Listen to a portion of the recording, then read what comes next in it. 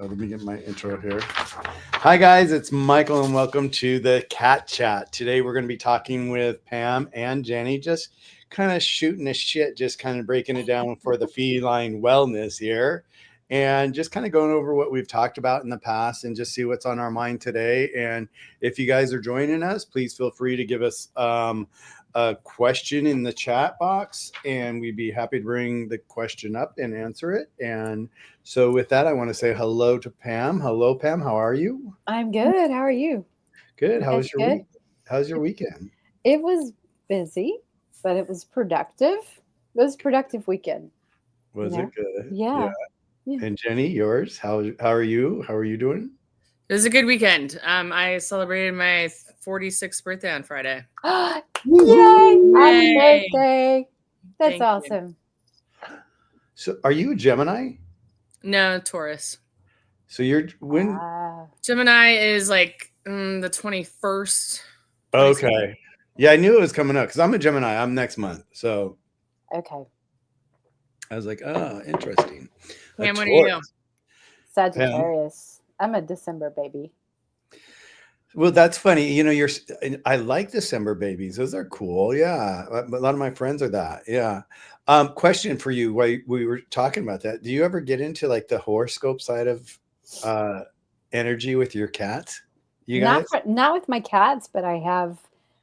The more I learn about the whole astrological perspectives and how they affect the cycles that we're going through from an energetic level, universal level, it's very interesting. It's very interesting. And when I learned like the personality type of Sagittarius, I was like, oh yeah, that's me. I was like, that is so me. And I didn't know that until like last year. I'd never looked into it, but Isn't it scary how some of that stuff so- like does nail us? You know, there's times where all of a sudden I'm like going, oh my God, that is, like you said, it's interesting, isn't it?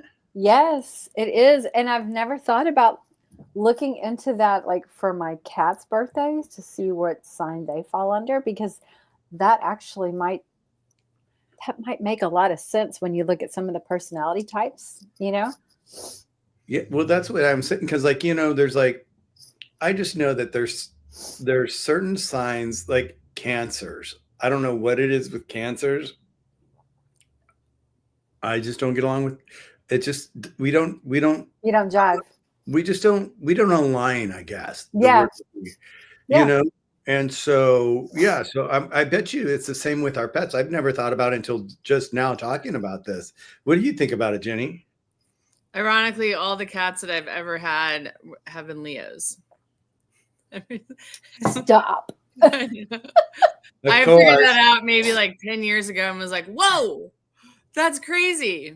Yeah, the cat that made me found Floppycats was a Leo. My parents' cats that I lived with and then who I dealt with until they died were Leos. And then Trig was a Leo and Charlie's a Leo. What month were they? Is that mainly? July and August. Okay. Well, you know what?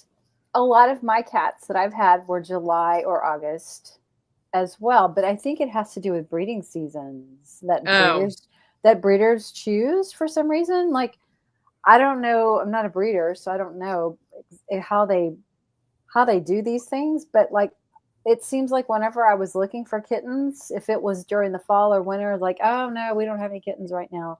But then, like, starting May, June, July, August, it's like, oh, I got kittens. So I don't know what that's about. It could be. I also think it's like those are Thanksgiving, Christmas kittens too, that you can bring them home at that time. Mm-hmm.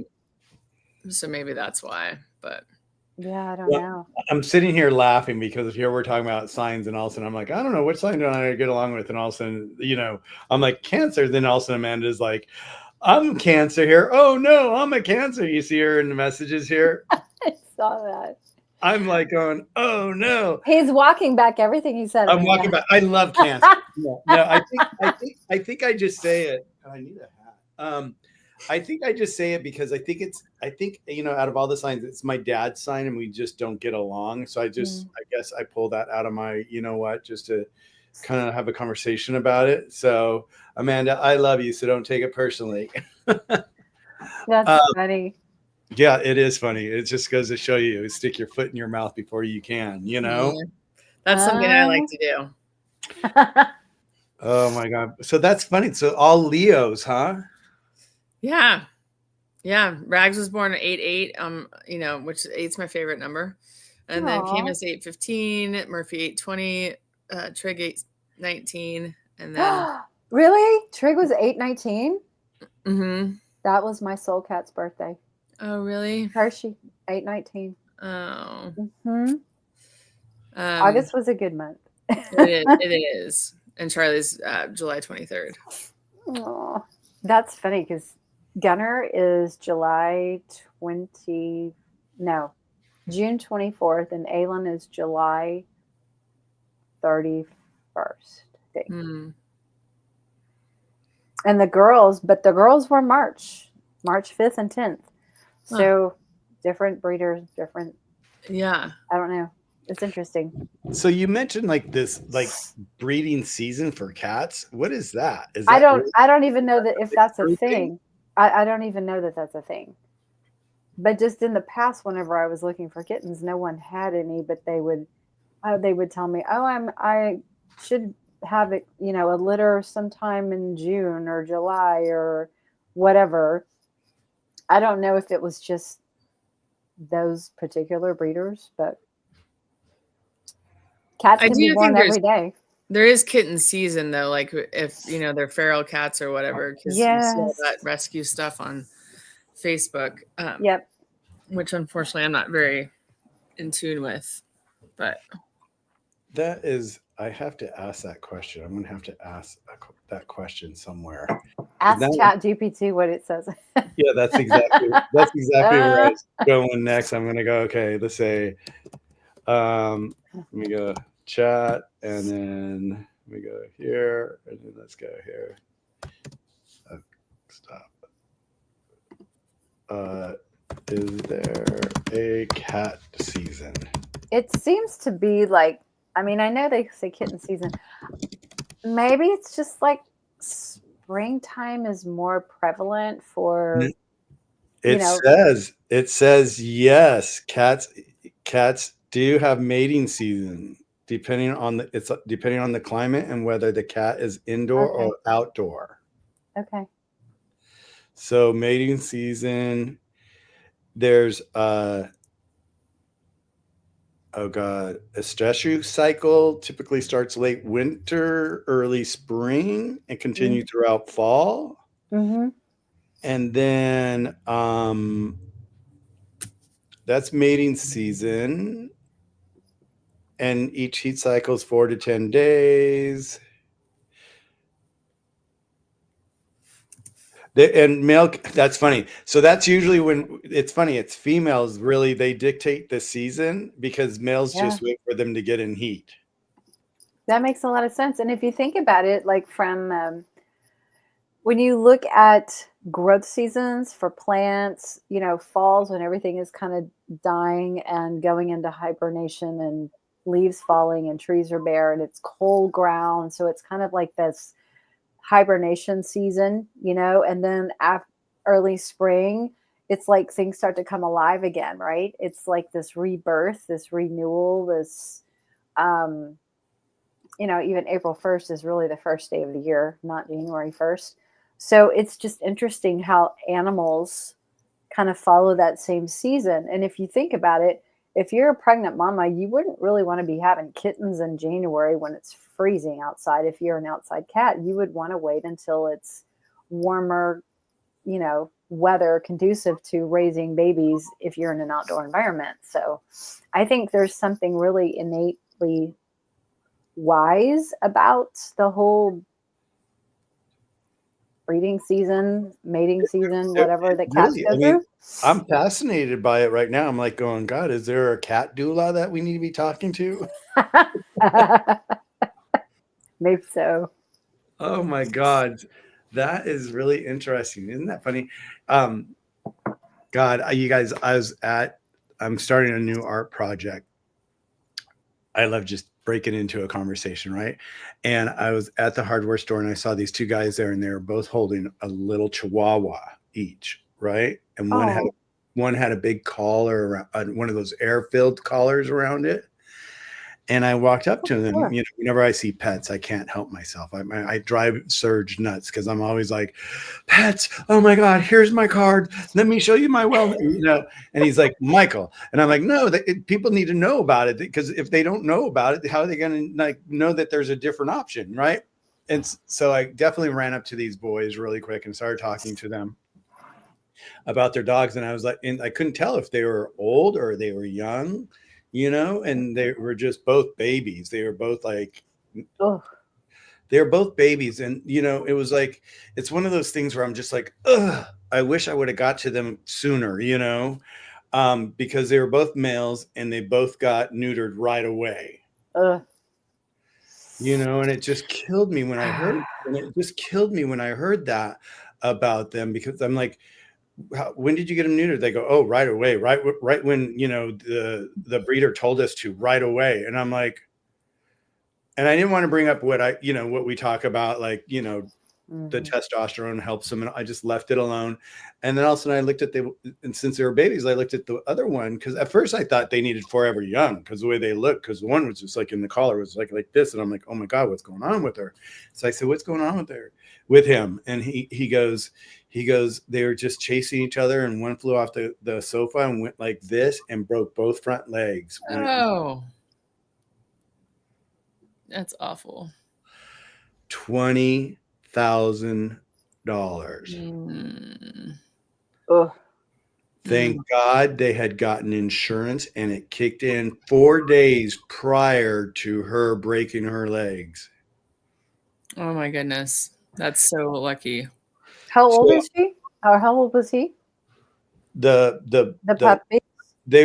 I think they were like, I mean, they looked like they were just able to go to the family's home. They looked that young. Wow. They didn't give me months, they gave me weeks, and I forget what the weeks were, but it was just way too early, one, to get neutered, and two, for the poor dog to have to go through this, you know. And they were, you know, actually that's a good segue into like what we're you know, holistic breakthroughs is like our company's the holistic breakthrough. And so I shared our company with them, of course, and they're like, oh my God, thank God you're here. Because I instantly, I always carry a bunch with me, and I hand it out to people where, you know, when I feel, you know, the situation calls for it. So I gave them a poo-poo problem. First during the conversation, I gave them a poo-poo problem just so they had it for their toolbox. And then I gave them, what else did I give them? Oh, then I asked about the dog, about what was going on. And he talked about the legs. And I was like, oh my God. So I gave ouchie. And they said, oh my God, thank God. They go, you know what? We've been looking for something different than what our doctor gives them, because they've given the gabapentin and the dogs. He said I keep saying she for some reason. He just hates it. It makes him so stupid that it makes the situation worse, because then it makes like they need the collar on him, because then he's even stupid, and you know, so it just goes to show you you know, how much we can do for our pets if we really just step back and just, you know, take things, you know, moment by moment. But these guys, they were just like, I got them in a stressful moment, and they were just so excited to have, you know, have the formulas. And I didn't have one for calming, because the one that broke its legs should have the calming one, because they were using the trazodone just to keep it down, you know, to keep it calm. But it wasn't calming the dog, because it made the motor skills all screwed up, and it just made more aggravation. So I said, look, you know, Tailwaggers carries our products.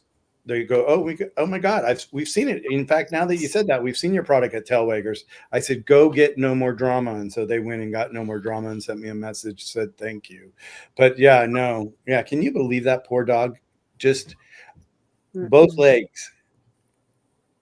That is I said it was lucky, but no, I meant the insurance part was lucky. That is very unlucky. Yeah, they said they were supposed to text me, and I haven't got it yet, and I need to reach back out to them and find out. But they were supposed to text me the insurance company because I hadn't heard of it before. And that's Charlie. Mm-hmm. Is that Charlie? Charlie! Hi, Charlie! Hello, Charlie. Oh my God! I haven't been home for a few hours, so he's there, huh? Mm-hmm. Charlie! He's like, where have you been? Right? Oh my God! Go. I love that he was talking. His knees. Yeah. He's so cute. He's so cute. So precious. So precious. He has a lot to say today. Always. I forget where I was, so I'll just leave it there. But no, the insurance thing. I think you. Oh yeah, the insurance. So they said out of the $20,000, the bill, that all they ended up paying was $250. That's great.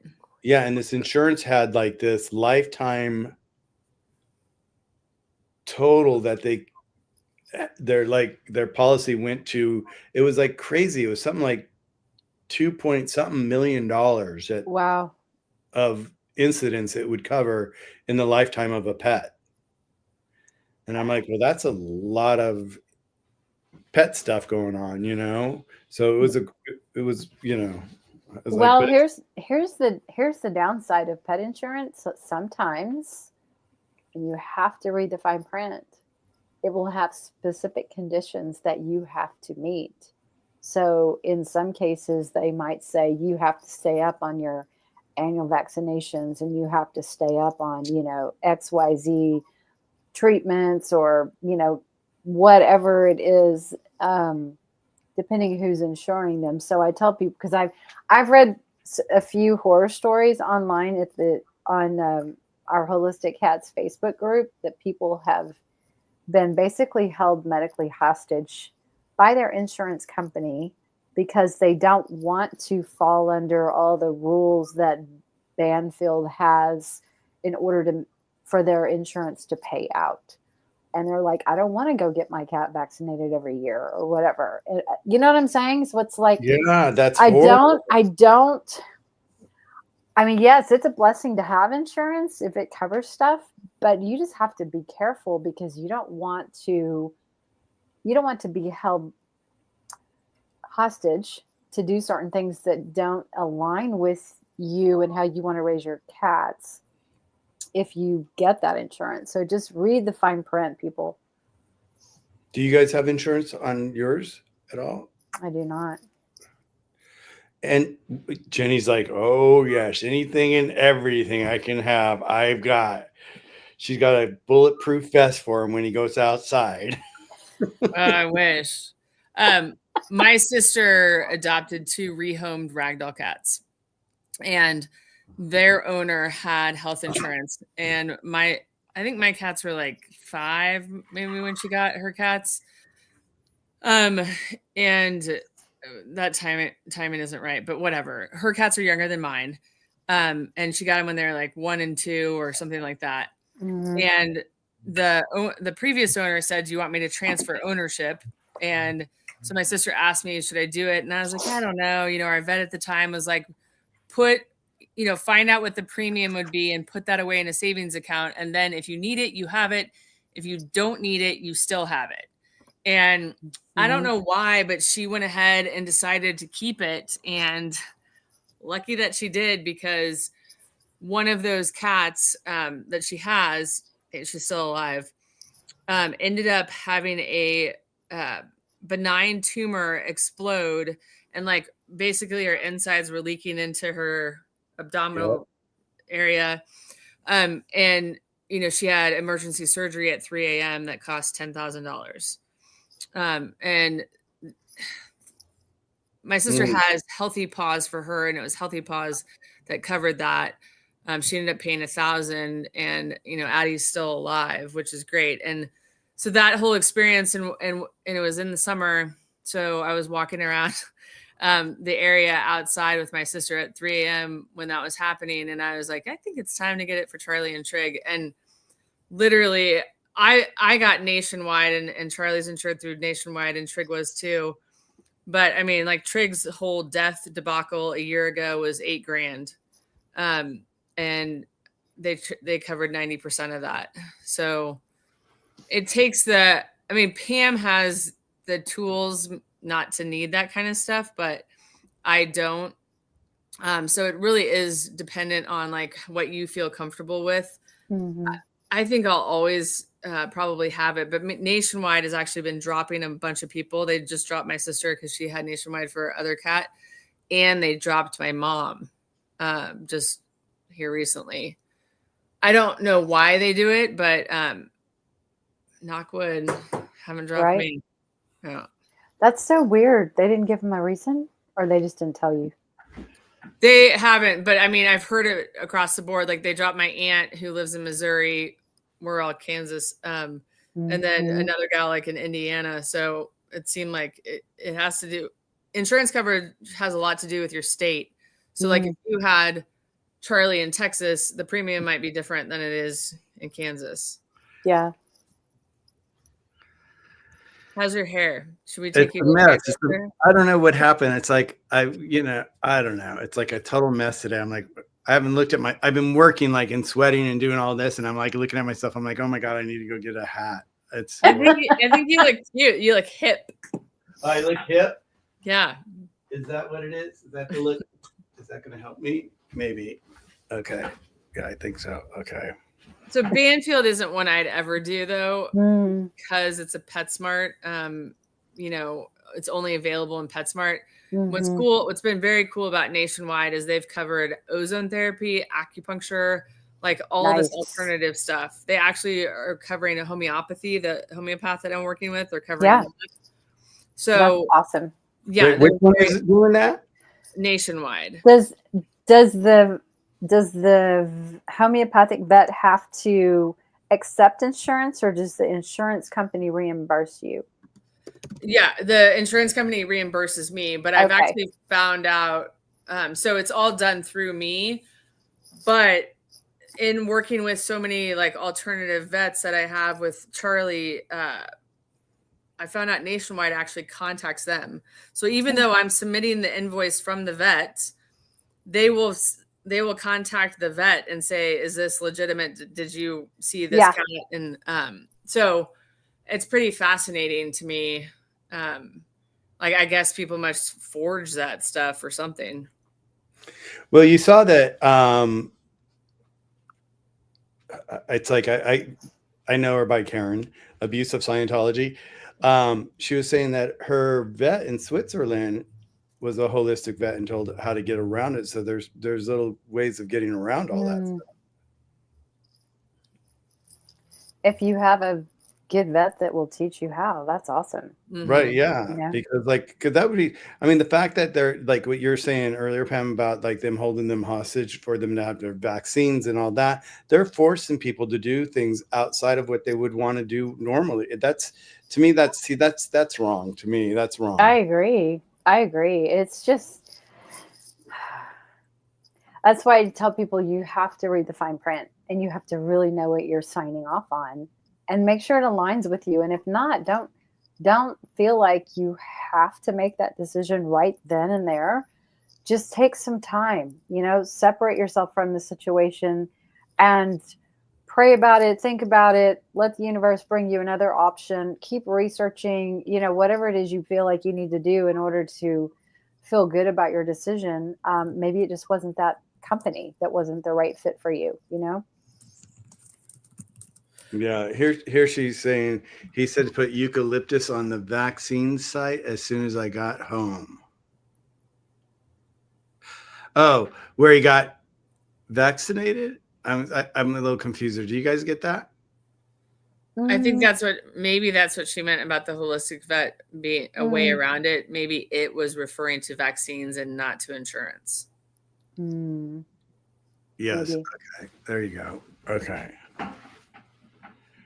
Maybe not. Maybe, right? I'm a little confused. Yeah. I'm a little confused. Not the first time. But on that fine print thing, also what you mentioned is the coverage, like over the course of their lifetime too, can vary quite a bit. Or just like the yearly coverage. So if you have a dog that has torsion and then, needs to get neutered, that might be it for the year. Oh, that's not good. Yeah. No. Was that Charlie? He has not left. That's okay. We like Charlie. We like He's coming back. A brief appearance. Put a little microphone in front of him and let's see what he has to say.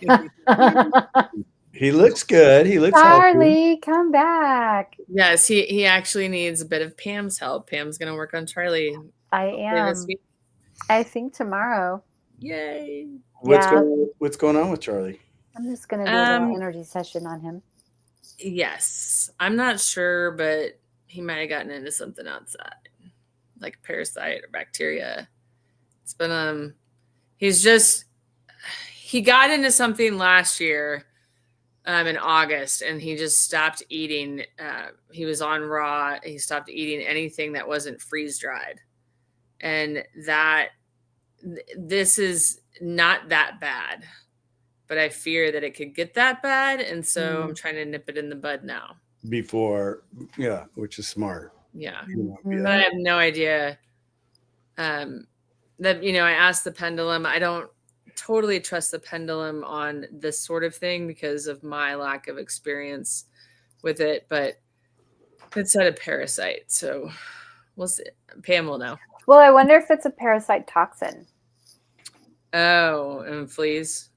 Well, there's more than just fleas. There's mites. Yeah. There's, other kinds of parasites. Okay. But, we'll see. Yeah. Are there common parasites that cats get all the time? Tapeworms. It depends if they're outdoor or indoor.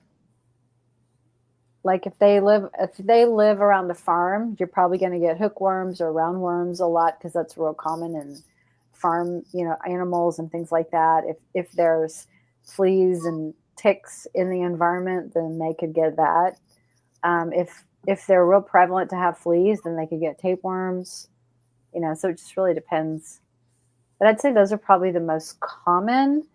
And then, like for some cats, mites, just those creepy crawly things that make them itch so bad and lose their fur. It can develop into mange and things like that. But one of the things that I think people just need to know is, so that you don't get so freaked out about the whole parasite thing, is that parasites are attracted to the weakest host. So if you can keep your cat really healthy and on a really good diet and support their body, maybe with some targeted supplements or, nutrition, they're not going to be super attractive to parasites because they're healthy, They want to go for the sick ones, the weak ones. Well, is it kind of like that, what we were talking about with like mosquitoes, with like, Jenny, we were talking about this, right? Where the mosquitoes love you and they, where they're attracted to you. Is it like that? Are parasites attracted to like the I don't know if it's the smell of the blood that they smell or they're attracted to, or what it is. What attracts them? Is it just the weakness of it? It's probably a couple of things. What do you think, Jenny? I think energy, their energy. They have an energy field. What I've been through with Charlie, I don't know. I mean, it's one thing is it's super subjective, because our yard is the problem. This massive tree and the wildlife is really the problem. Because Holly did do the work that you suggested, Pam, and I don't even want to say it out loud because I feel like I'm going to invite it back. But I have not seen any possum poop. So please, God. What did you do? What did you suggest for her to do to remove that? I don't remember. I don't know either. It was on one of these live sessions and I literally sent Holly the timestamp and I was like, Pam, thought you could try this. And she's like, okay. And oh my gosh, please. I don't want to see any possum poop tomorrow. Like, Michael, this is what happens to me is I like speak it and then I'm effed. You call it. God. So there's Charlie. Don't talk about it. I literally had Charlie like on the healthiest diet, a whole balance system, and he was still getting them. So I do think that there's something there's an energetic component too. And especially if you have a flea-ridden possum that's hanging out, going through your yard every night. Mm-hmm. And they're attracted to heat, like the vibration of the person or the animal. It's like, heat sensor. Oh, host, let's jump on there and see how it tastes or whatever. So yeah, it's hard to know. Because Holly said that they would get on Trig like for a ride, but they wouldn't bother him. Like that he never got bitten. He was just a carrier. Yeah. Mm-hmm. Yes. Yeah. Fly trigged.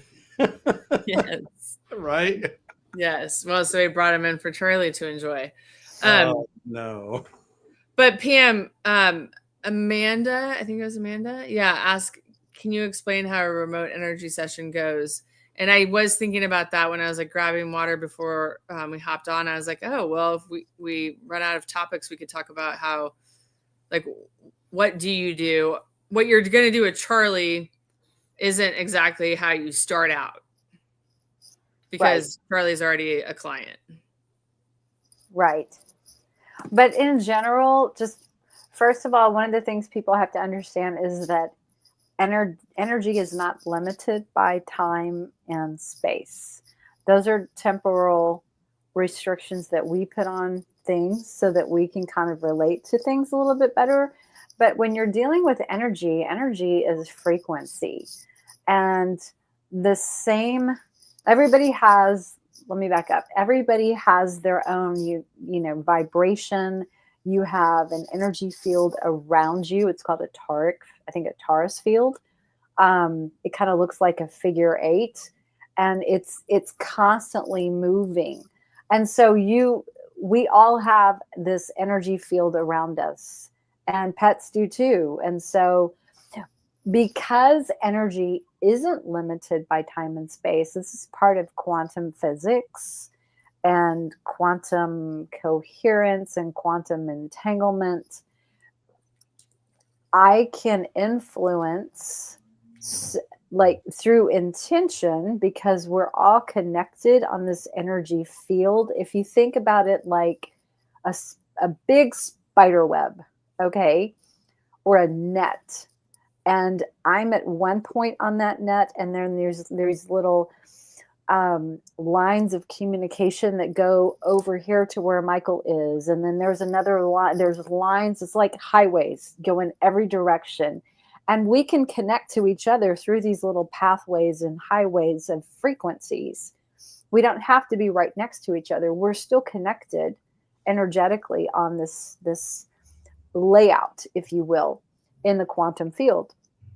And so I can influence Michael's energy, even though he's not right in front of me, because we're connected energetically. And all it takes really is intention, because that's how powerful we are as energetic beings and as creators, is set your intention to, let me give you an example. If you're going to pray for someone who is not feeling well or who's in the hospital or whatever, you trust that prayer is going to affect them in a beneficial way. You don't have to be right there with them, right? So it's kind of like the same principle. I can do remote energy healing work, clearing stressors and things like that in the modalities that I do, just through setting an intention. And then I often use their picture that's on my phone. And that's how I tap into their energy field specifically, especially for like a pet that I don't know really well or have never met before. So it helps me connect energetically with them using their photo. Like if I'm going to do work or do some energy testing or muscle testing on my own cat, I don't have to use their picture because I know them. I know them so well. I just say their name, and it's that resonance. Or I can think of their photo in my head, think of them in my head, and I have this picture that's already connecting me energetically with them. It works the same way for pets who have passed, because they're just in a different form, but their energy still exists, right? So we can connect with them. That's how animal communication works. It's all telepathic. So I hope that answers the question.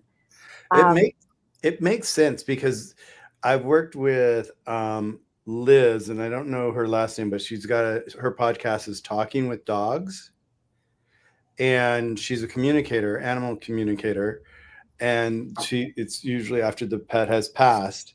And she's been on my show many times. And when I was on Clubhouse, we used to have a room called Grief is Love, and she would have the person, instead of having, because we only had our faces on a little icon, on the page, she would have them change it to the pet so that she could see the pet to tune in to the pet's energy. And it was amazing. And it's like, and if you think about it, it's like, how many times in life have we personally thought of somebody, and then all of a sudden, look at how cute he is. I know. I just want to do this. I want to, I just want to like grab him, hug him, and just squeeze you, Charlie. Charlie, I want to squeeze you. Yeah, you might meet Chucky if you squeezed him. Oh, really? Is he a little Chucky? Yeah, he can be. He can be a little Chucky sometimes. Yes. Oh, really? But he's a cute Chucky. Oh, no, I mean, only with me when like I'm giving him fluids, and I'm causing a little bit of pain, but yeah. But at the vet all the time. Yeah. But so when I was like, but I was saying, like, even like with us, it's like, we'll think of somebody and all of a sudden they'll call us. Yeah.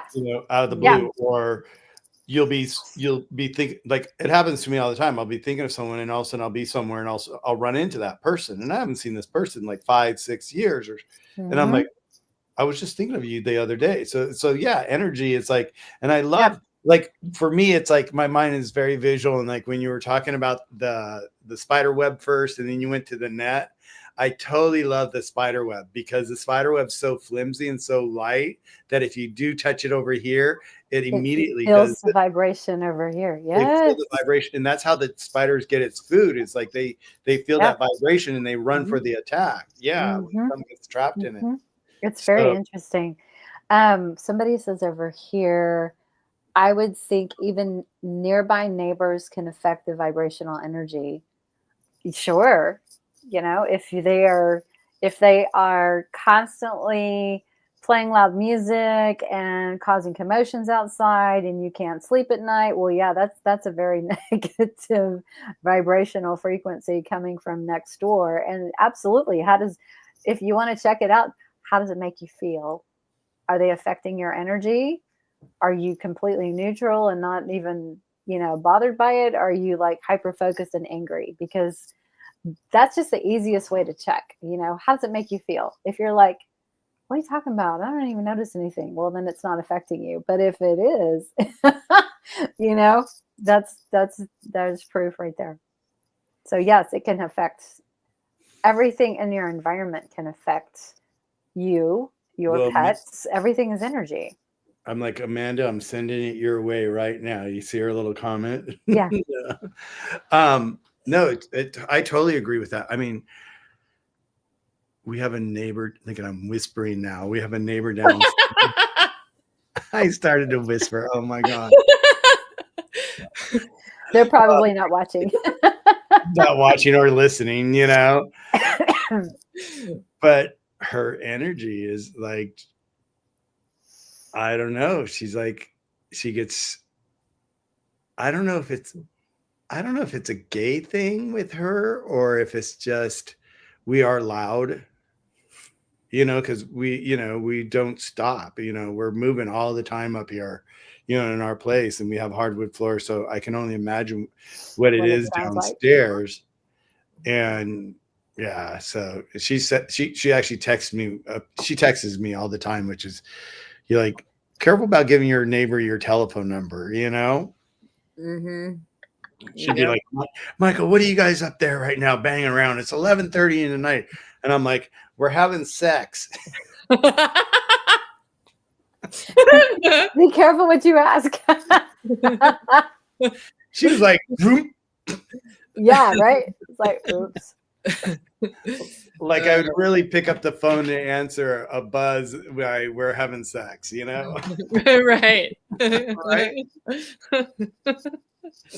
Oh God, I could have some fun with you with that.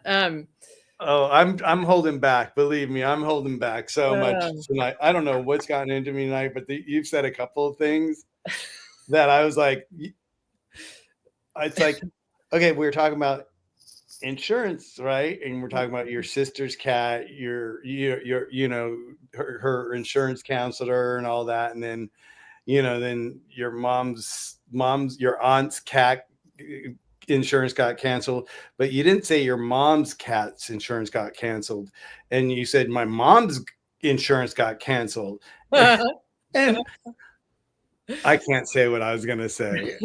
What came to my mind.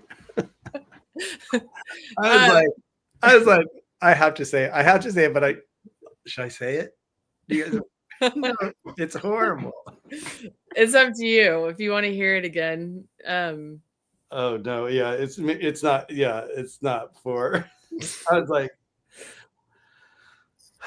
like, okay, shut up, Michael. Okay, what were you saying, Jenny? Let's get back to you. My mom's on Medicare by the way, so she's good. It was her dog. Well, I was thinking about her pussycat. I figured that out. Yeah. Okay. Got canceled. Exactly.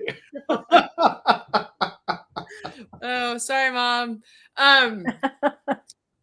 One thing, like I thought it's funny how you like Pam explains all that, and you're like, oh, that makes sense, because Floppycats. When I started in 2008, I was really focused more on the ragdoll breed because that's what I had at the time. And so it was more about connecting with ragdoll cat owners and stuff.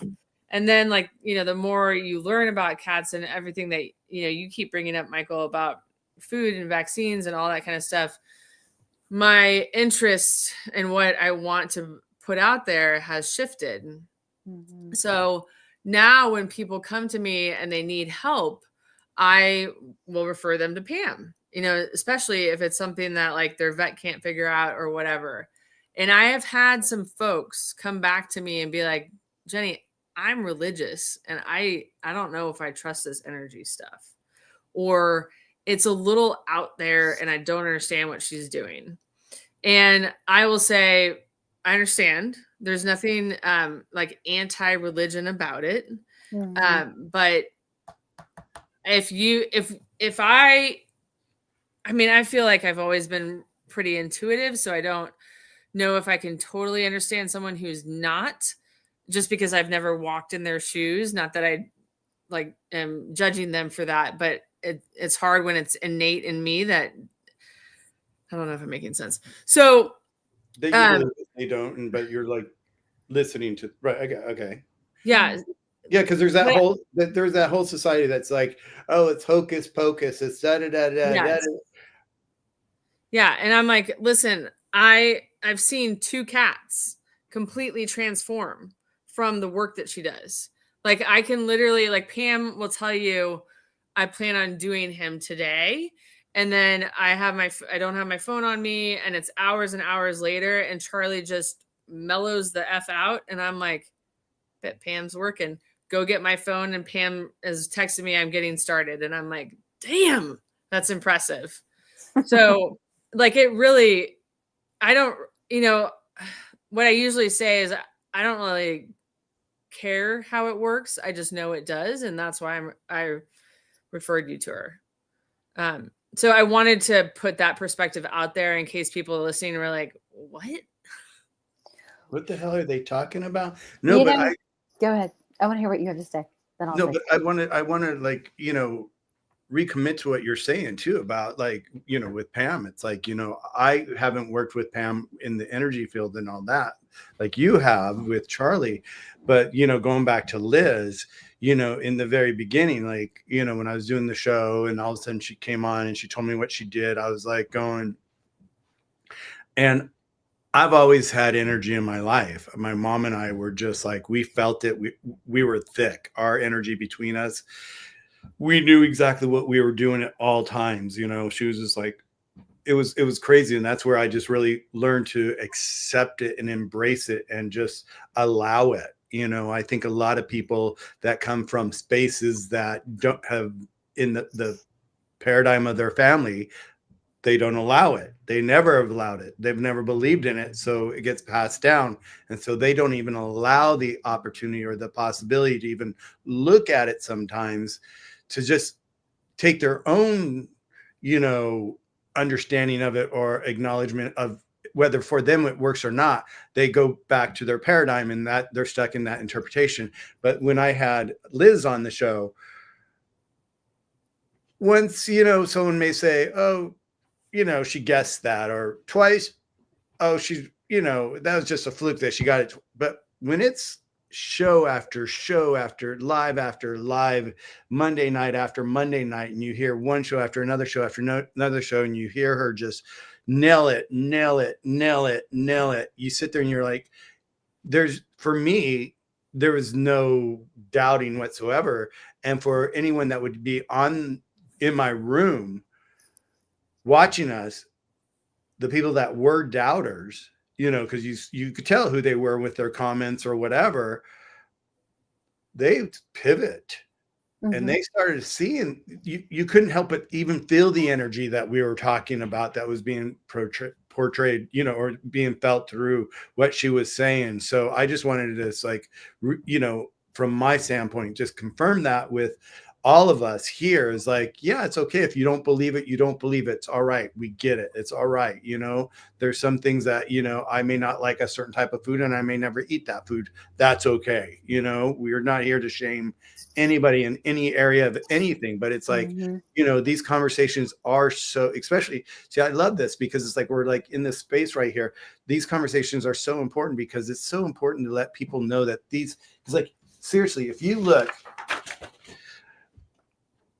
I always ask chat to give me 10 topics to talk about in case or something like we don't have or something like that.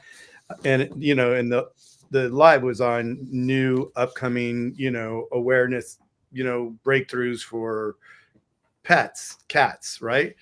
For their wellness.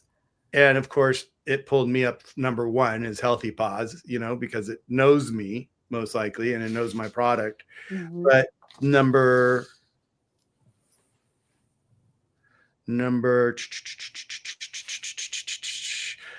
6 is vibrational homeopathic remedies energy. I mean, it's right there. Let me ask you both a question. When you were in school, what did they teach you in science? Did they teach you anything about energy? Did we learn about intuition? Did we learn about telepathy? Did we learn about quantum physics? No. What did they teach us? They taught us Newtonian physics. Yeah. They didn't teach us anything about Nikola Tesla, which was all energy, free energy, in fact. It is an incredible how much they have hidden from us. They don't want us to understand how powerful we are as sentient beings, as human beings. They don't want us to understand that we have the power to heal ourselves, that our bodies were designed to do that. They don't want us to know that we are energetic beings with incredible abilities, not only telepathy, Reiki. There's so much about our world that we have not been told, because if we knew these concepts, if we grew up living these concepts and learning these abilities, the controllers of the world wouldn't have control. This is how they keep people's stuff down and limited and suppressed, because that's how they manipulate, control. Oh, you know, does that make sense? It totally does. And they use, okay, I'm going to go there. I'm a Sagittarius, so I'm going to go there. They use religion to do that a lot because they tell people, don't look into this hocus pocus, don't look into alchemy, don't look into tarot cards, don't look. Why do you think they tell people that? Because they use those things themselves because they know how intuitive and how powerful and how amazing and incredible they are and how helpful they are. They use them, but they don't want anybody else to know, and they don't want anybody else using them because then they lose their power, their control over people. Yeah. So it's no different when you learn to look at things through energy and frequency, because at the end of the day, we are spirit. We're just a bunch of balled up energy and protons and neutrons and electrons put in a meat suit, right? When we die, our soul does not die. We live on. Our body decomposes, but our soul is a living being that never dies. So we're not taught that. We're not told that. That's why funerals are like so depressing, and people think, it's the end and they're never going to see their loved one again. Their loved one is just transitioning into a different state of being. They're all still here. They're just on a different vibrational frequency that we can't see in this 3D reality that we're in. So I feel like when people have the courage to start looking under the covers a little bit and exploring some of the things that the controllers and the church have said, don't look at that. People should be asking why. Why don't you want me to understand that? Why don't you want me to learn about that? Why is animal communication not a real thing? This is what why is it not a real thing? Why is energy work not a real thing? And when you start going into stuff and understanding how it all works, they're like, holy cow, it's a real thing. It's just, we were never taught that. We were taught something completely diametrically opposed from childhood on up to high school to college, because it fit the paradigm and it fit the agenda of the people that run the world. Yeah. Truly. Yeah. I mean, that's really what it boils down to. When I had the turning point for me was, this is what opened the Pandora's box of discovery for me, was taking animal communication. And it was so life changing to me that it was like, oh my gosh, what else? And I had amazing teachers that taught a lot about different things, the energy behind crystals and their properties and what they can be used for. And it's, hello, crystals are just energy. It's all frequency. Music is energy. It's frequency. So sound healing has a place. Homeopathy is energetic. It's not the actual substance. Anything over 12C is not, there's not anything of the original substance in it. It is all energetic. What does that tell you? You know what I'm saying? Even the plant medicine, herbal medicine, it's the energy and the frequency of the terpenes and the flavonoids and the molecules in that plant that have healing properties, that do certain things, that react a certain way in the body to help balance things. When you can look at things from that lens, your whole world explodes. And that's when things like color therapy come into your realm, like Jenny has experienced. And your mind is blown when your cat goes and chooses a certain color, and something that they're struggling with, and what that color represents. And you're just like, holy cow. And look at the difference and the change, the behavior, the mood, that, the emotional states, whatever it is fascinating. And you will never look back once you start to peel the layers of this massive onion back, and you start to learn all these incredible things. There's no limit. Yeah. I'm sorry, that was a long diatribe. I'll shut up. No, I love that. I wanted you to just go with it, because like you mentioned during what you were saying is like, we're energy. And I think I've shared here before about like when my mom passed away, You know, we had people come in say, you know, the hospice lady said to me, Michael, this would be the weekend to have visitors come say they're, you know, their best with your mom, you know, have that last moment with your mom. And I'm like, okay. So we had people come in, and during one of those visits, I was sitting there next to my mom's bed, and all of a sudden 2 people came in, and my mom looked right at me. She goes, Michael. And I'm like, what, Mom? And she goes, and she pointed up to the corner of the room. And I go, what, Mom? She goes, my mom's here. And the 2 people standing there immediately go, oh my God, it's the morphine, it's the drugs, and blah, blah, blah. She's hallucinating. Oh, you're giving her too much, blah, blah. And I just left it alone. And then let the rest of the visitors come throughout the day. And, you know, it was my sister's turn to be there with her that night. So I was on my way home. I actually got on the freeway, and before the next exit came up, my mind said, Michael, you need to go back and visit with your mom about what happened today. Yeah. So right off, I turned around. And once again, there's energy talking to you, you know, the universe was saying you really intuition. Yes. You need to pull yourself around. And I went back, and she's like, what are you doing here? And I'm like, oh, I forgot my cell phone. I made up, you know, a lie, you know? And so I sat there and I said, Mom, I said earlier, you said your mom was here. And she pointed to the exact same point in the room, to the corner in the ceiling. And she goes, I said, you said your mom's here. I go, is she here for you? She goes, yeah, she's here for me.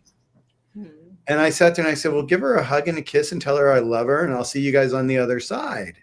She goes, I will. And I ran out to the garage, and I told my dad, dad's out there smoking. And I'm like, oh my God, Mom just said that she saw her mom. And he's like going, what the hell? He goes, I just, the other day she was saying that my aunt, my uncle were on their way, and I had no idea what she was talking about. So he ran in there next to my mom and was like on her bedside, and he takes her and he puts his hand on her, shakes her, and he goes, have you seen my dad yet? Have you seen my dad yet? And she looked at him, she goes, don't be such a fucking asshole. If I see your dad, I'll let you know. But that's just like, we drop our bodies, as they say in Scientology, you drop your body, but it's like, we don't stop. We come back. We, I don't know, what lifetime we're in or whatever.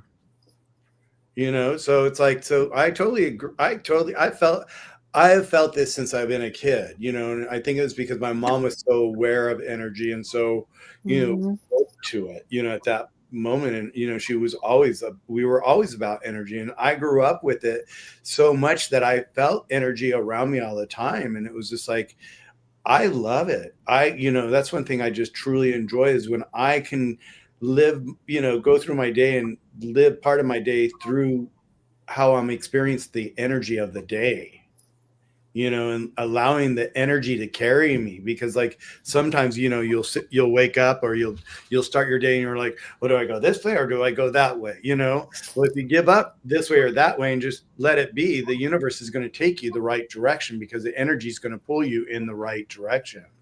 Yes. Yep. Yeah. So yeah, I love what you're doing, Pam. And I think it's like, you are like, what you're doing is one of the top new holistic things people are doing in the world these days for wellness for their pets, and that's why I have this damn show, the Pet's Journey is like, no matter what we talk about, no matter what, if we can just help one person, this one show, that's all it takes. It's just someone just to be awakened to the idea that there's other options out there. And normally it's right in front of you. If you quit looking everywhere else, it's going to be right there. So, yeah, it's pretty wild. I have to share this with you. It's kind of funny. I was doing one of my former practitioners who did Reiki for me she was always learning some new skill, technique, training, whatever. It's all, energy, angels, channeling, whatever it was. So she did a practice session on me once. And when she was going through her training, and she's so gifted. And so she was, I don't remember. I think it had to do with angelic something. It had to do something with the angels. And in the middle of our session, she says, oh, there's a gentleman here. I think it's your dad. He just comes in. And I just was just like, blah, blah. I can barely talk. And I'm like, well, what does he say? And she starts telling me stuff that he says in a way that he used to say it. She would never have known that. Yeah. But he was, one of the things she said I remember was, he goes, it was something about, I'm so proud of you. I've been watching, you're doing so well, and I'm really proud of you. And he was never one to be really verbal, about showing affection and love. And I guess it was just a generational thing. So to hear all those words from him was very special. But then he started talking about my mom, and he said, your mom was your mother. He's always like, he didn't call her mom. He says, your mother was always my rock. And it was the way, the words that he chose to specifically say that I knew he was coming through for real. And it's funny, it was a very soul touching experience for me. And after that experience, I didn't tell my mom what happened specifically, but I just said, oh, by the way, Daddy says a message. He said you were his rock and he loves you very much, and whatever. It was so long ago now. But she never questioned. It's like, I think part of her was just like, okay, honey, okay, honey. But he's like, give your mother a message for me. And I'm like, okay, I will. And I did. And she was just, she didn't respond with curiosity or questions. And I think she's just like, okay. Like, they don't even know how to respond sometimes. Right. And then it was like a few years later, I think I may have been here on his anniversary of his death or something. And I knew he was here because one of my cats were freaking out because of a spirit. I'm like, oh, it was the anniversary of his death. I'm like, so I was muscle testing, who's here? The cats know it's my dad. I'm like, hey, Daddy, what you doing? How you doing? And so I sat down and I just started literally what they call free writing. Just, okay, whatever comes, and it was just like, right. Pages of like whatever he was saying to me was coming through my pen. And it was pretty incredible. And I think I may have told my mom a message again, something like Daddy says hi or whatever. And she still like never questions. I think she probably thinks I'm a little woo-woo. I don't know, but I think it's so interesting. She comes from the very religious background, right? That's how I was raised. Yeah. And so when I kind of broke away from that whole tradition and the rigidity of all of that, it's so freeing. Number one, it's so freeing.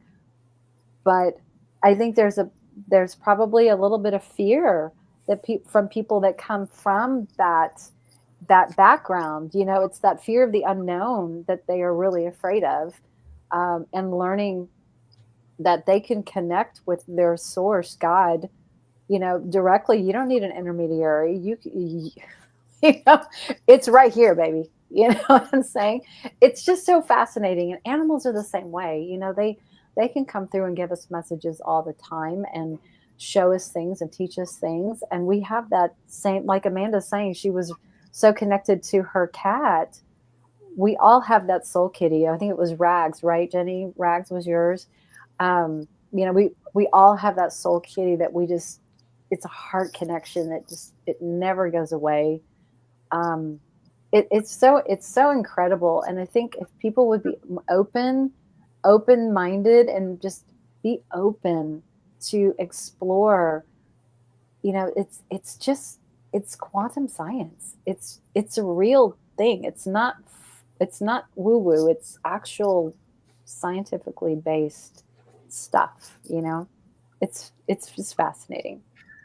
For me, I remember, it was a while after my mom passed away that she would always visit. She would always come and visit. Lights would go on. Hummingbirds would always come around us. And there was this one night I, had this dream. And I don't know. It's like I called her in my dreams. I was like, Mom, where are you? And she showed up, and it was kind of like, it's like almost like a movie if you think about it. The way I'll describe it is like all of a sudden I found myself in my dream, and I'm sitting there in this beautiful field of flowers with trees all around. So I was like in the middle of a meadow, right? And it was all flowers, yellow flowers too. For some reason I just remember like dandelions everywhere, the yellow, on the ground, and just green trees and just beautiful blue skies, and just I could just picture it to this moment. And it was like the oddest, most weirdest thing inside the dream. It's so perplexing for me still to get my head wrapped around it. Is all of a sudden we were walking, and I'm like, and I'm like, well, I was just saying how much I missed her, and I loved her, and and she goes, oh, she goes, well, just know I'll always be here. She'd explain it to me as we're walking through this field, and all of a sudden we walk up, and we came to what would be like, I have to find a prop. Hold on. You gotta love a man with props. I need a prop. So like, picture this container here, empty, right? Okay. It's like you got it? Mm-hmm. Okay. So that's empty. So I'm walking, and all of a sudden right in front of me was a space in the ground, clear like that, with water in it. And she says to me, which is so bizarre, she goes, and this is where I sleep. Aww. And I was just like, it was weird because it was in the ground, right? Like a pool. Like a pool, right?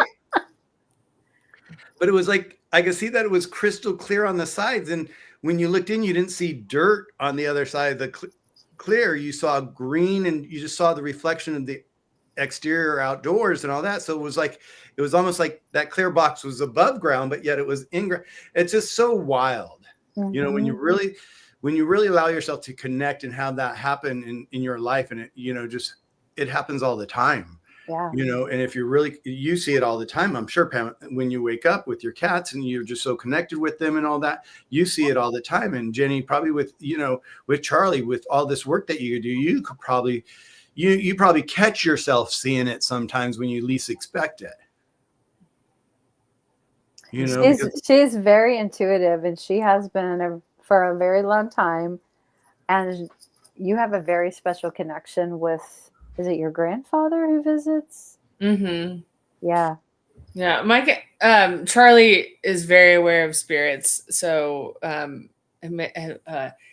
it freaks me out more than it ever freaks him out. But I was holding him last week, actually, in a Papazon chair. And all of a sudden, he's like, purring or whatever. And he goes, and like head tilts, eye closing, like confirming. And I mean, it's fascinating to watch it. And I'm like, who's here, Charlie? Who's here? And it's more like, the abruptness of it. Because I do wonder, like, do they just appear? And like, that's why he's like, whoa, hey. So yeah, it's cool. It's really cool. Yeah. I love that. I just felt that I love that. I love that. Yeah. He's so tuned into it. And it probably is the abruptness that they just like, because they don't like, they don't knock on the door first. No, I think our cats are such amazing energy little blobs of fur. They're so sensitive, number one. So they probably sense the energy as it comes in, which is probably what made him all of a sudden, like, look, yeah. he sensed the energy probably before he saw it. Yes. Well, and I've asked Holly too. Holly's the animal communicator that I use. And I'm like, sometimes Charlie's just like it's more than dazing off, or it's more than daydreaming, which I also wonder if what we're doing when we're daydreaming, what is our like energetic being doing when we're doing that? Why are we doing it? Anyway, speaking about like it's fascinating to me, Pam, when people don't ask why, because I ask why all the time. So Holly explained, oh, he's, astral traveling. And I'm like, I'm sorry, what? And she's like, some cats do that and really like enjoy it. And that's all he's doing. And I was like, huh, okay. Well, more power to him. I think we do that in our sleep. I was just going to share that ever since I've been a little kid, my dreams have been so vivid and so realistic. And I've always enjoyed my dreams. And I've always said as a kid, and I say to this day, it's like, I believe I'm living another life in my dreams because I go back to the same dream and I pick up right where I left it. And if I get up in the middle of the night, it's hard for me to go back to sleep sometimes because of my hip being in pain. So I'll be up for a while. But when I go back to sleep, I'll pick up where I left off in that dream. And I'm with loved ones. I'm with friends. And I have this whole different life inside of me. It's wild, but I think it's all energy. And I think I am playing in a different sphere of, the levels of energy, whatever whatever space that is. So I totally agree with you. Well, I've heard that our souls actually don't sleep, right? So when our bodies are resting and sleeping, our souls go travel and do those fun things and go have different experiences and learn and connect with other beings, light, whatever. Travel more probably in a 4D reality, but who knows? Maybe they go into 5D and higher. Don't know, but I totally believe that. Yeah, fascinating. Michael, have you ever done a psychedelic mushroom? Yes. I actually texted this question to Pam the other day, and the reason I texted it, Pam, is because a friend of mine has been doing them and sharing with me the experiences. Like, they're very spiritual, what she experiences, and I'm like, shoot, maybe I should try one. Michael, what was your experience with it? Well, I think you hit on two things there. Okay. Is that I think people do them for fun, for joy, for an activity, to be with other people, just as partying and all that. And there's one thing that I've felt around doing that aspect of it. But then there's another aspect of it where you do it for the reason of connecting to the outside, to the other, universe, to all the universes that are out there. Yes. And so when I would do it mainly for that reason. Like, I've done Ebola, okay, where we have a shaman come to the house and we sit in, and it's not a fun thing to witness. Okay. It's like a ceremony. Yeah, it's a ceremony, and you have we'd have maybe 5 people, because the shaman can only hold space for so many people. They can't hold tons of space. So, and what she does is she go around, she talks to you first, and then she gets to know you and knows about what about your, what are you seeking out of this moment? The session. This session. What are you looking for? And you share that with her, and then she'll then ask you about the intensity and all that. And so then what with the frog is it's frog poison, right? And they sit there first, they burn you. Okay. They burn you first. And with that burn, then they take the frog venom and then they put it on the burn. And it's either 1 dot, 2 dots, or 3 dots, the strength. Okay. And it sounds weird. And then what's really wild with that is that it takes a while. She'll start with one person, start going around the room. And by the time she gets halfway around the room, or, close to halfway around the room, you start to see the first person start to get the sensation happening and the traveling going on. You get sick. You have to have a bucket, and you have to have us feel comfortable enough to be able to run to a room if you need to use the bucket at one end or the other end. Okay. It's part of the process. It's part of the cleansing of the process.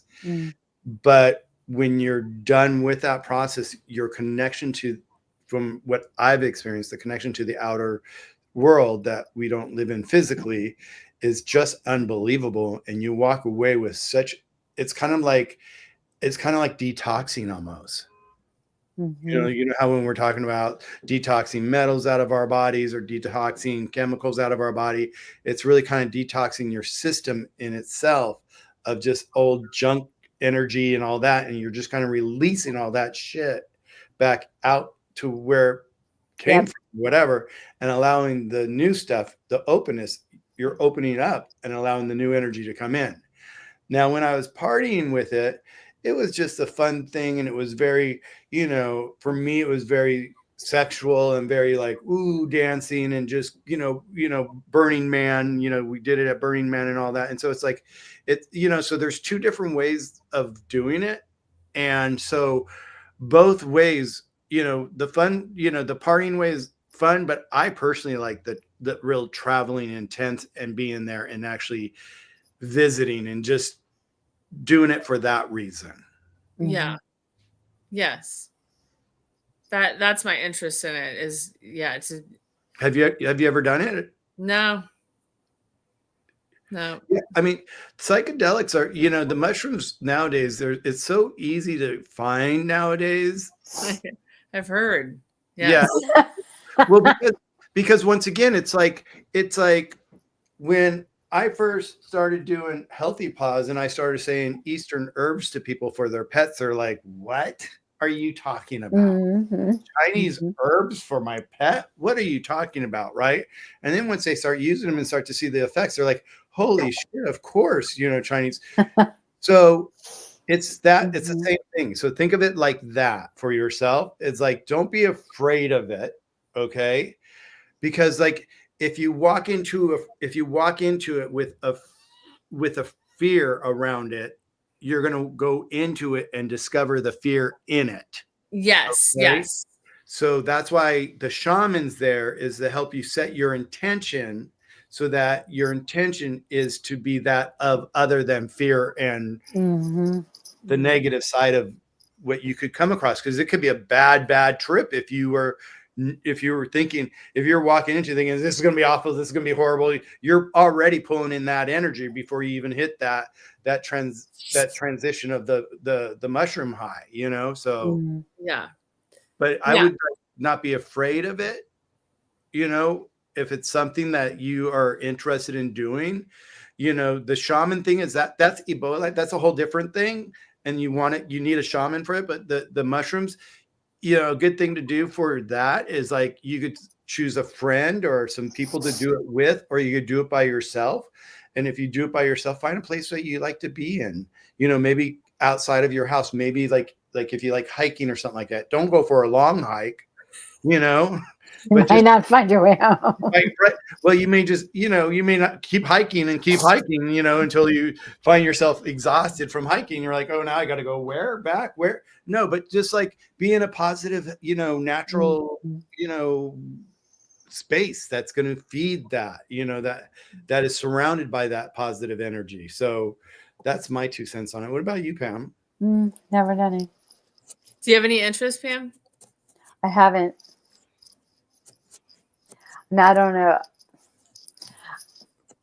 I've never done any kind of drugs ever. Never really had an interest at all. Hell, I don't even drink that much. It's very rare because I don't really like alcohol. I'd rather eat my calories. I'd rather make a coconut cake. If you saw my Facebook post last week, I would rather eat my calories. So no, I haven't. Maybe I will someday, but at this point, it's not really an interest. So before we go real quick, I brought up Douglas's question here, and I'm thinking about energy here. About what's your thought about that, Pam? And I don't mean to stop. No, I love this question. I have a couple different thoughts. And Doug, thank you for posting this, because it could be a couple things. And I know you didn't put a whole lot of extra information, but I'm going to just ask you a few questions. In some cases, the cat can feel replaced by the dog. So They don't want to be under the same roof anymore because they feel like they've been pushed out. The dog's energy can be overpowering and very scary to the cat. Maybe the dog is chasing the cat or very curious, and the cat is very uneasy and doesn't feel safe. So he'd rather be outside where he feels safer. If that's the case, create some elevation for him. Shelving, high perches, cat trees. He needs elevated space. Cats like to be up high where they can oversee their environment and feel safe and be away from the dog. So I had another client with a very similar kind of situation, and the cat felt banished because the dog moved in and everybody took, was like, oh, the dog, and the dog was wanted to play with the cat, and cat's like, oh, hell no. I'm afraid of you. You're going to bite me. You're going to hurt me. So when you look at from the perspective of the cat who is now outdoors, my first thought is he doesn't feel safe being inside where the dog is. So you have to find ways to create a sense of safety, high elevation, having the cat have his own safe space, like a room in the house that he can go to where the dog can't go to. Like that room is off limits to the dog, and that's where the cat can go to feel safe.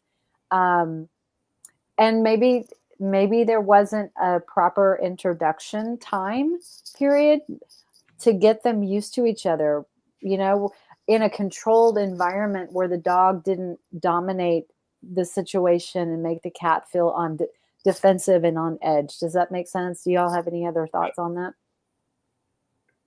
Yeah, I kind of feel like the last thing you touched on is usually what I find a lot of is like they really, when someone gets one pet or has a pet and then all of a sudden they bring a new pet in, a couple of things you were saying is like, one, a lot of people have a tendency to just put all their attention on the new pet because it's a new baby in the house. And they're like, oh, look how cute, look how cute. Meanwhile, your other baby's over here going, what the hell? What happened to me? We just got replaced. Everybody's attention's over here and I'm over here and I'm not getting any more attention. So that slowly pushes that pet out or that animal out.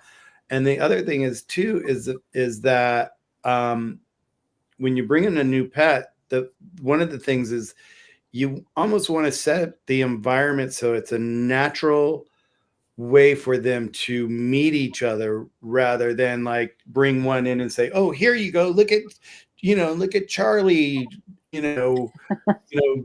Gruffus or whatever, look at, don't stick them together, but let it just be they're in the space together and let them naturally find each other and slowly become friends that way and not try to force the friendship necessarily.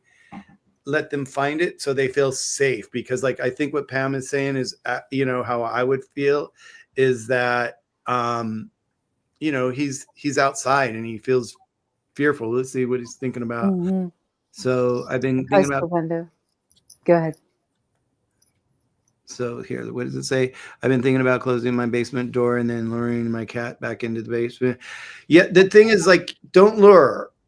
Yeah, don't. That's what I wouldn't like try to have like a little string with something that he's going to chase in there. Don't do anything. Let it happen naturally. It's like, I don't know how big your home is or whatever, but it's like if you have a basement, it sounds like you have a pretty large space to be able to have a basement. So maybe just, I don't know. I would just like kind of like almost like open up the doors and let them kind of like wander around and bring the cat in. Maybe have I don't know. Does the cat ever come in the house? Well, here's the other thing to think about. Maybe if the dog is kenneled at night, or if the dog is in a special room at night, maybe close him in so that the cat can feel like he has the rest of the house that he can explore in a safe way when no one else is around and the dog is not going to be around to, follow him around or chase him or whatever. So cats are not small dogs, and they are predator, but they are prey in this type of situation. And there's not a lot of trust, obviously, if he's moved out. You know what I'm saying? That's a big sign. Like, he's got his nope. accent. I've been banished, or I've self-banished because that's no longer a safe place for me. So you have to look at it through the lens of as if you were the cat. Like, how would you feel?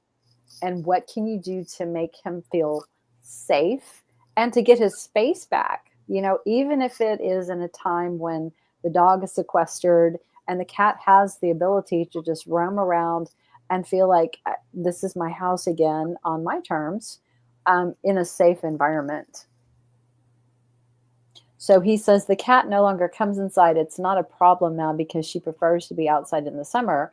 So I have a few months. What about my catnip idea? You know, this is what I would recommend. Create an herb garden. And I think Jenny's played with this too, haven't you? Did you do an herb garden with Charlie and Trig? Yes. If you go to naturallycats.uk.co,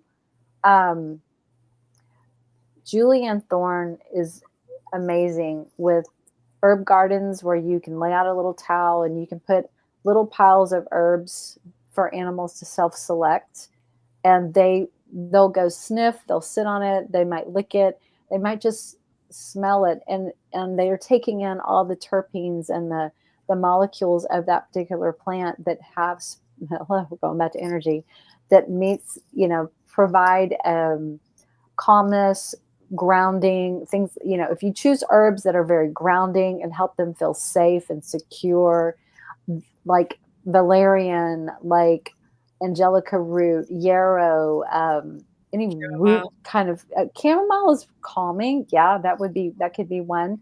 But those kinds of things,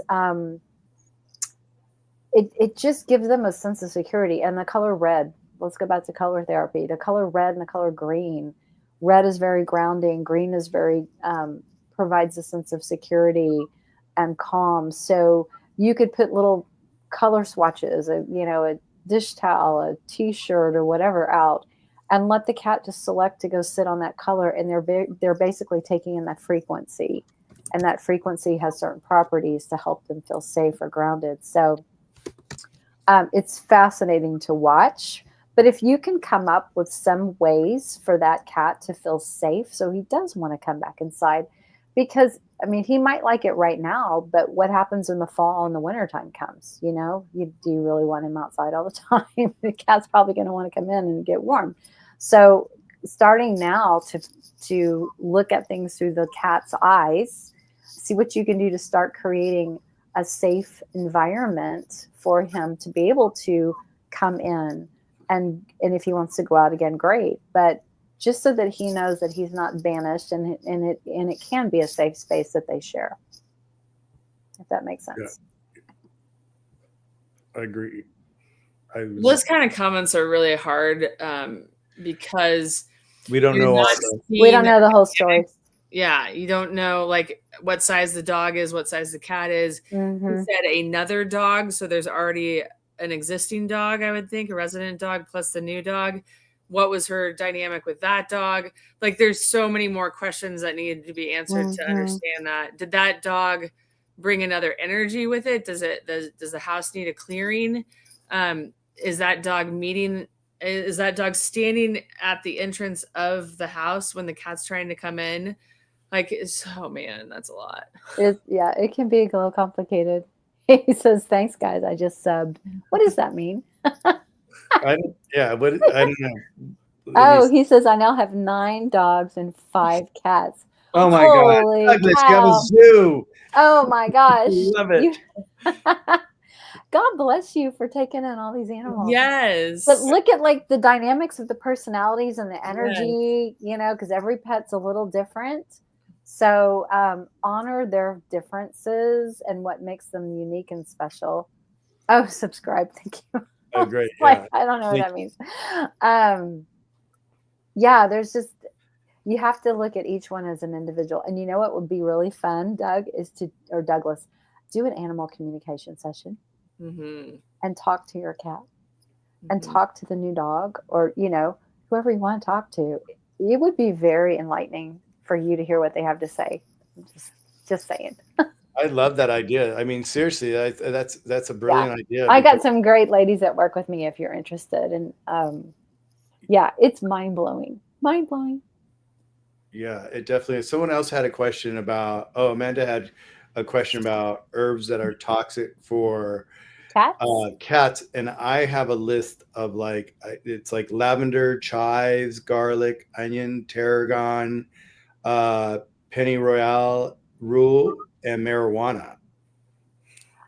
And you know what? Really, none of those are the herbs that Julianne has put together for the herb gardens collections that she used to do.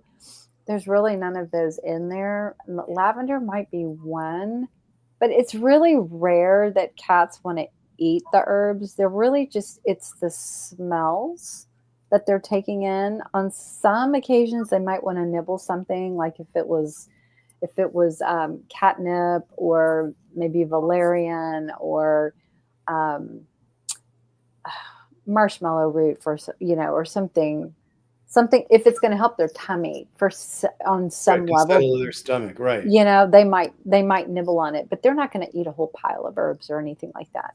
So Yeah, normally unless you like put it in their food and you don't realize you're putting it in their food, but you can easily find that out online.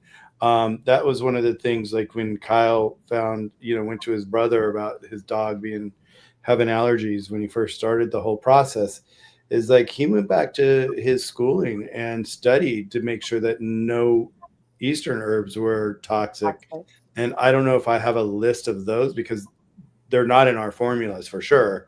So I don't know what those would be. I could ask on those. But when I just, asked really quick that question, the garlic, the onion, the chives, they're all kind of like of the same family. And those are really dangerous because it can really affect their red blood cells, and it can lead to anemia, and there's so much with that. So those are the things, but there are things that you want to be aware of. So if you're thinking about doing anything, or you have an herb garden and maybe you're thinking maybe that's going on, maybe dangerous for your pet or something like that, do a search and just really look at the background, because like Pam said, it's not like they're going to go out munching on these things intentionally.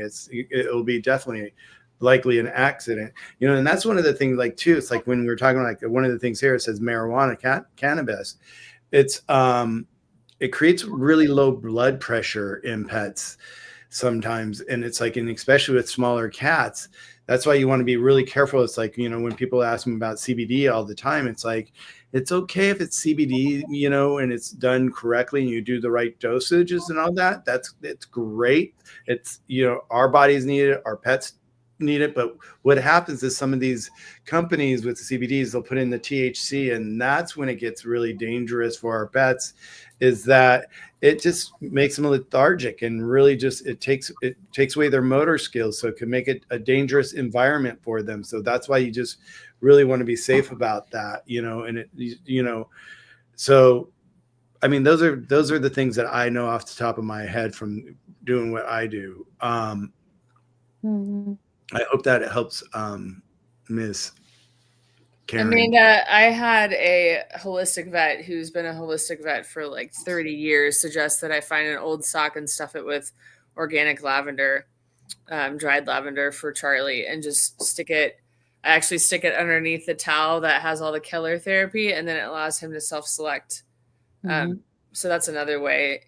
But yeah, no, I really have never seen a cat like overdose on something. Like it's usually never intentional that a cat gets in trouble. That's a great point, because there's a concept called zoopharmacognosy, which is self-selection. Animals know how to self-select for medicating themselves. Yes. And they do this in the wild.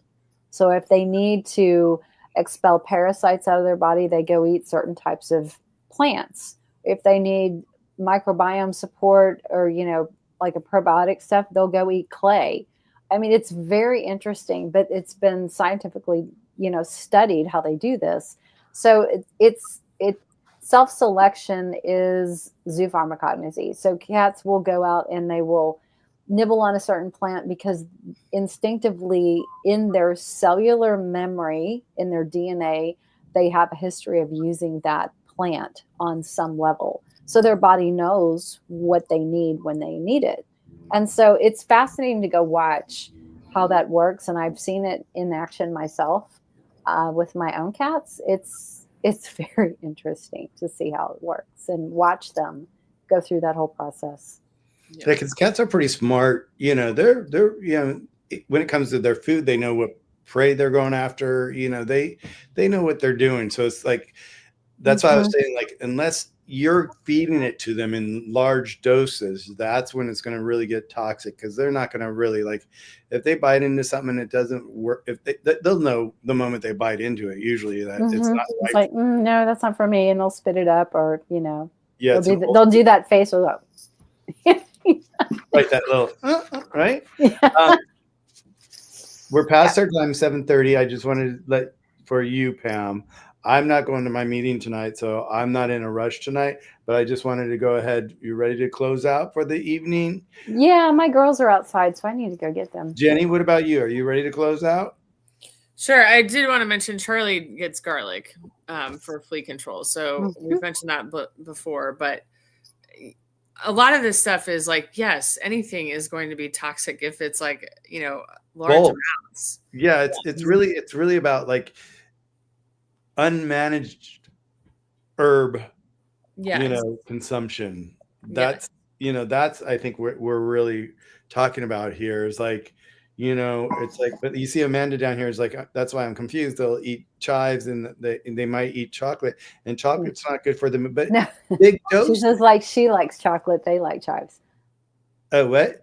They like chives like she likes chocolate.